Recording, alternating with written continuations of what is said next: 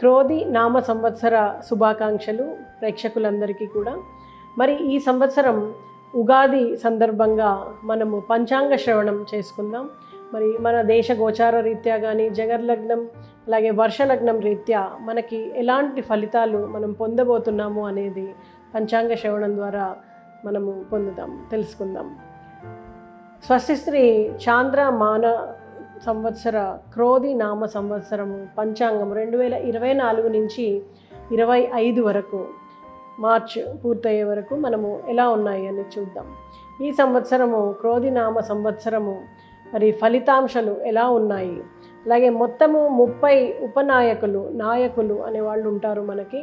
మరి అందులో 9 మనకి ప్రముఖ నాయకులు, మిగతా అన్నీ కూడా ఉపనాయకులు అంటూ ఉంటాం. ఈ క్రోధి నామ సంవత్సరంలో రాజు కుజుడు, అలాగే మంత్రి శని, సేనాధిపతి శుక్రుడు, సస్యాధిపతి కుజుడు, ధాన్యాధిపతి రవి, అర్ఘ్యాధిపతి శుక్రుడు, మేఘాధిపతి శుక్రుడు, రసాధిపతి గురువు, నీరసాధిపతి కుజుడు. మిగతా 21 కూడా మనం ఉపనాయకులు అంటూ ఉంటాము. వీరిని బట్టి ఈ సంవత్సర కాలంలో భారతదేశ ప్రజల యొక్క మనోభావాలు కానీ వృత్తులు కానీ ఇవన్నీ గణన చేసుకొని మనము శుభాశుభాలని ఎట్లు ప్రవర్తిస్తారు అనేది మనం తెలుసుకుంటూ ఉంటాం అన్నమాట. మరి ఈ సంవత్సరము 9 మంది ప్రధాన నాయకుల్ని కానీ అలాగే మిగతా ఉపనాయకుల్ని కానీ చూసినప్పుడు మొత్తం మనకి ఈ 9 ప్రధాన నాయకుల్లోనే 4 శుభులుగా ఉన్నారు మనకి. మరి మొత్తం 21 మందితో చూసినప్పుడు ఉపనాయకుల్లో 10 మంది శుభత్వం కలిగి ఉన్నారు.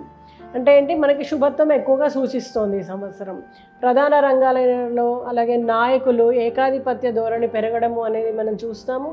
అకాల వైరాలు పెరగడం, సేనాధిపతి మందగ్రహం అవడం వలన శాంతి భద్రతల విషయంలో కానీ అలాగే దోషుల్ని అదుపు చేయడం విషయంలో కానీ కొంచెం అసమర్థత అనేది మనం గమనించవచ్చు.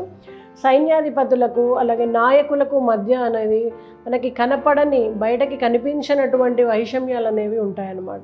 శత్రుదేశాల వైఖరిలో మనకి స్వల్ప సానుకూలత కనిపిస్తుంది. అలాగే ఆర్థిక విషయాల్లో చూస్తే మనకి నాయకుల ఆలోచనలు చూస్తే కనుక ప్రధానంగా వాళ్ళ ప్రమాణాలని పెంచుకోగలుగుతారు అన్నమాట. మన ఇద్దరి మధ్య కూడా ఆర్థిక విషయాల్లో కానీ మిగతా అన్ని విషయాల్లో కానీ కొంచెం సమన్వయం అనేది కనిపిస్తూ ఉంటుంది. తొలకరి పంటల కంటే మలి పంటలు, ఎర్రని నల్లని ధాన్యాలు, మినుములు, ఉలవలు, అవిసెలు ఇలాంటివి ఎక్కువగా మనకి ఫలిస్తాయన్నమాట. అలాగే పశువులు పుష్కలంగా పాలిస్తాయి.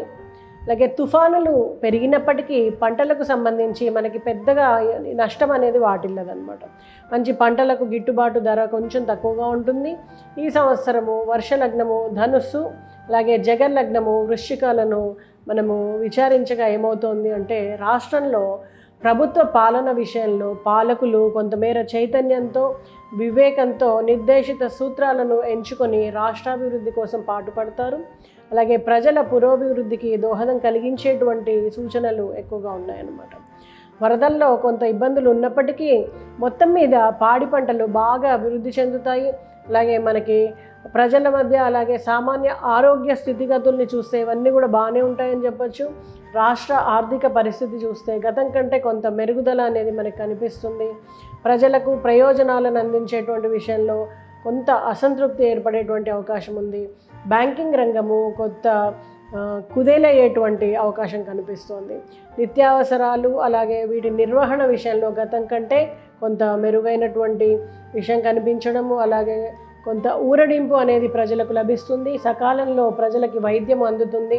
దీనివల్ల ప్రజలు కొంతవరకు శాంతికి గురి అవుతారు. విద్యారంగము గతంలో కంటే కొంచెం మెరుగ్గా ఉంటుంది. అలాగే రవాణా రంగము కొన్ని క్లిష్ట సమస్యలను, ఆర్థిక సంఘటనలను, దుస్సంఘటనలను ఎదుర్కోవాల్సి వస్తుంది. అలాగే పత్రికా సమాచార రంగాల్లో చూస్తే ప్రతిభకు వినూత్నంగా సంస్కరణలకు ప్రోత్సాహం అనేది తక్కువగా లభిస్తుంది. వ్యవసాయ రంగంలో ప్రకృతి బాధల వలన పంటలు అనేవి తగ్గడం, అలాగే రైతులకు గిట్టుబాటు ధర విషయంలో ప్రభుత్వము నిర్లక్ష్య ధోరణి బాగా వ్యక్తమవుతుందన్నమాట. మరి శిశు సంరక్షణ కానీ అలాగే సంగీత సాహిత్య ఇలాంటి పరిశోధన రంగాలలో కానీ ప్రభుత్వ అలసత్వ ధోరణి అనేది ఉన్నప్పటికీ ప్రభుత్వేతరంగా కొంత సహకారము ప్రోత్సాహకము కొంత నిలదొక్కుకోవడానికి ఆస్కారాన్ని ఇస్తుందన్నమాట. రాష్ట్రంలో అంటువ్యాధులు బాగా ప్రబలి ప్రజలకు ఆరోగ్య విషయంలో ఆందోళన పెరుగుతుంది. ప్రభుత్వము సమర్థవంతంగా వ్యవహరించి ప్రజల మన్నల్ని చూరగొంటుంది. భద్రతా దళం కానీ శ్రామిక వ్యవస్థలకు కానీ నిధులు ఇంకా పెంచాల్సి ఉంటుంది. కేంద్ర ప్రభుత్వ పరోక్ష సహకారంతో రాష్ట్ర వాణిజ్య వ్యవహారాలన్నీ కూడా బాగా అభివృద్ధి పదంలో కొనసాగుతాయి. ఈ ఏడు కూడా ప్రేమ వివాహాలు పెరగడం, కుటుంబ విలువలకు ప్రాధాన్యత తగ్గడము అనేది మనం గమనిస్తాము. ఇలాంటి సూచనలు మనకు కనిపిస్తున్నాయి. అలాగే ప్రభుత్వం యొక్క రహస్యాలు కొన్ని బట్టబయలవ్వడం ద్వారా ప్రభుత్వము కొంత అప్రతిష్ట పాలవ్వడానికి ఆస్కారం ఉంది. కరువు కాటకాలు కానీ ఆర్థిక మోసాలు కానీ వీటి వలన న్యాయ వ్యవస్థ తన గౌరవాన్ని కాపాడుకోవడంలో సఫలీకృతం అవుతుందని చెప్పచ్చు.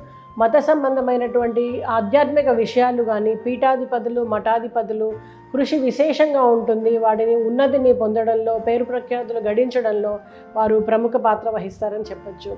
మరి ఇటు ప్రజల్లో కానీ అటు పాలకుల్లో కానీ ఆధ్యాత్మికత పెరుగుతుంది. మంచి వైజ్ఞానిక పరిశోధన విషయంలో విద్యార్థులు జాతీయ స్థాయిలో గుర్తింపు తెచ్చుకుంటారు. మరి విజయాలను ఇనుమడింపజేస్తారు. చట్ట సంబంధమైనటువంటి వ్యవహారాలు అభివృద్ధి చెందుతాయి. రాజకీయ ఆందోళనకారులు, అంతర్గత శత్రువులు, అలాగే విప్లవకారుల దౌర్జన్యాల్ని అణచడంలో ప్రభుత్వము ఎక్కువగా శ్రమించవలసి వస్తుంది. జగర్లగ్నం బట్టి చూస్తే పరిశీలించగా కేంద్ర ప్రభుత్వము రాజకీయ రంగాల్లో విప్లవాత్మకమైనటువంటి మార్పుల్ని తగిన గ్రహ సన్నివేశాలు మనకి కనిపిస్తున్నాయి. కేంద్రం చూస్తే పాలకుల విషయంలో సమర్థవంతంగా అంతర్జాతీయ స్థాయిలో మన ఖ్యాతిని ఇన్మడింపజేస్తుంది. అలాగే నిర్దేశిత సూత్రాలను ఎంచుకొని దేశాభివృద్ధికి పాటుపడగలుగుతుంది. ఇతర దేశాలతో దౌత్య సంబంధాలు ఒప్పందాలు కుదరడంలో ప్రభుత్వం మరింత సమర్థవంతంగా వ్యవహరించి ఊహించని పురోభివృద్ధిని సాధిస్తుంది. సమాచార రంగంలో కూడా విప్లవాత్మకమైనటువంటి మార్పులు అనేకము చోటు చేసుకోవడానికి ఆస్కారం కనిపిస్తోంది. ఉగ్రవాదుల దాడిని అణచడంలో మన దేశ ఖ్యాతి అంతర్జాతీయంగా ప్రశంసలు అందుకుంటుందన్నమాట. శత్రు దేశాల వెన్నుపోట్లను సమర్థవంతంగా తిప్పికొట్టగలుగుతుంది. విదేశాలలో చూస్తే అనుకూలమైనటువంటి సంబంధాలు వాణిజ్యపరంగా అలాగే వ్యవహార పరంగా కూడా కేంద్ర ప్రభుత్వం అనేది సమర్థవంతంగా వ్యవహరించగలుగుతుంది. అలాగే షేర్ మార్కెట్ కానీ స్పెక్యులేషన్ వ్యవహారాలు కానీ ఆర్థిక వ్యాపారాలు కానీ కొంత నిరుత్సాహకరమైనటువంటి మార్పు మనం గమనిస్తాము. తీవ్ర మాంద్యం కనిపిస్తుందని చెప్పొచ్చు. ఒక ప్రముఖ మఠాధిపతికి ఆయుర్దాయ గండం కనిపిస్తోంది. న్యాయశాఖలో అలాగే విప్లవాత్మకమైనటువంటి తీర్పులతో తన ధోరణిని మార్చుకుని విప్లవాత్మకంగా నిలుస్తుందని చెప్పవచ్చు. అలాగే పారిశ్రామిక రంగము కొంత ఒడిదుడుకులకి లోనవుతుంది. నూతన ఉద్యోగ అవకాశాలు పెరిగి నిరుద్యోగులకు కొంత వనరులు సమకూర్చడంలో కేంద్ర ప్రభుత్వం సఫలమవుతుందని చెప్పచ్చు. సాంఘిక వ్యతిరేకత, తీవ్ర ఒత్తిడి వలన ఇవన్నీ ఎక్కువడం వలన ప్రభుత్వము సకాలంలో శాంతి భద్రత విషయాలను ఆంతరంగిక రక్షణ విభాగాలను విశేషమైనటువంటి పరిశ్రమతో వాటిని శ్రద్ధ వహించాల్సి వస్తుంది. మొత్తం మీద ఈ సంవత్సరము రాజకీయ ఆర్థిక సుస్థిరతలతో కొంత ప్రగతి కనిపిస్తుందని చెప్పచ్చు. ప్రజలు రాజకీయ నాయకులు తమ ఆధ్యాత్మిక ప్రగతి మరింత పెంచుకొని విశేషంగా శ్రీరామోపాసన చేసి ఆ స్వామి యొక్క అనుగ్రహంతో ప్రగతిని అలాగే సన్మంగళాలన్నీ పొందుదురుగాక. శుభం.